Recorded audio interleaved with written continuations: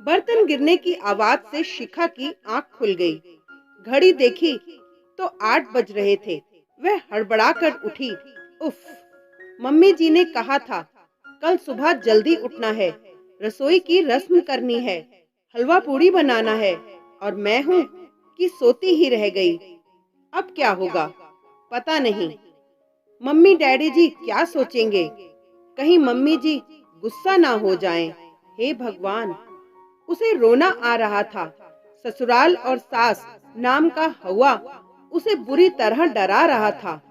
कहा था दादी ने, ससुराल है, जरा संभल कर रहना, किसी को कुछ कहने का मौका न देना, नहीं तो सारी उम्र ताने सुनने पड़ेंगे। सुबह सुबह उठ जाना, नहा धोकर साड़ी पहनकर तैयार हो जाना, अपने सास ससुर के पांव छूकर उनसे आशीर्वाद लेना। कोई भी ऐसा काम ना करना जिससे तुम्हें या तुम्हारे माँ बाप को कोई उल्टा सीधा बोले। शिखा के मन में एक के बाद एक दादी की बातें गूंजने लगी थीं। किसी तरह वह भागा दौड़ी करके तैयार हुई। ऊंची नीची साड़ी बांधकर वह बाहर निकल ही रही थी कि आईने में अपना चेहरा देखकर वापस भागी।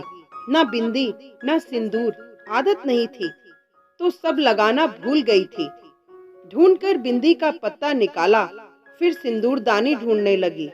जब नहीं मिली तो लिपस्टिक से माथे पर हल्की सी लकीर खींचकर कमरे से बाहर आई।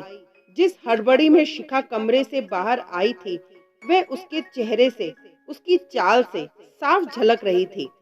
लगभग भागती हुई सी वह रसोई में दाखिल हुई और वहां पहुंचकर ठिठक गई। उसे इस तरह हड़बड़ाते हुए देखकर सासू माँ ने आश्चर्य से उसकी तरफ देखा, फिर ऊपर से नीचे तक उसे निहार कर धीरे से मुस्कुरा कर बोली, आओ बेटा, नींद आई ठीक से या नहीं?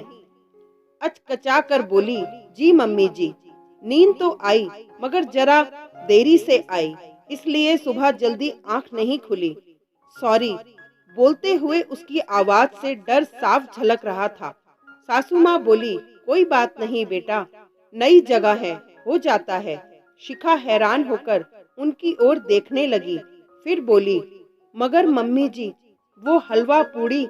सासू माँ ने प्यार से उसकी तरफ देखा और पास रखी हलवे की कढ़ाई उठाकर शिखा के सामने रख दी और शहद जैसे मीठे स्वर में बोली, हाँ बेटा, ये लो, इसे हाथ से छू दो। शिखा ने प्रश्न भरी निगाहों से उनकी ओर देखा।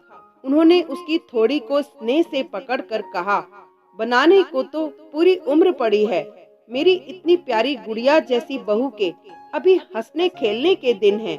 मैं उससे अभी से किचन का काम थोड़ी ना करवाऊंगी। तुम बस अपनी प्यारी सी मीठी मुस्कान के साथ सर्व कर देना। आज की रस्म के लिए इतना ही काफी है। ये सुनकर शिखा की आंखों में आंसू भर आए। वह अपने आप को रोक न सकी और लपक कर उनके गले से लग गई। उसके रुंधे हुए गले से सिर्फ एक ही शब्द निकला, माँ।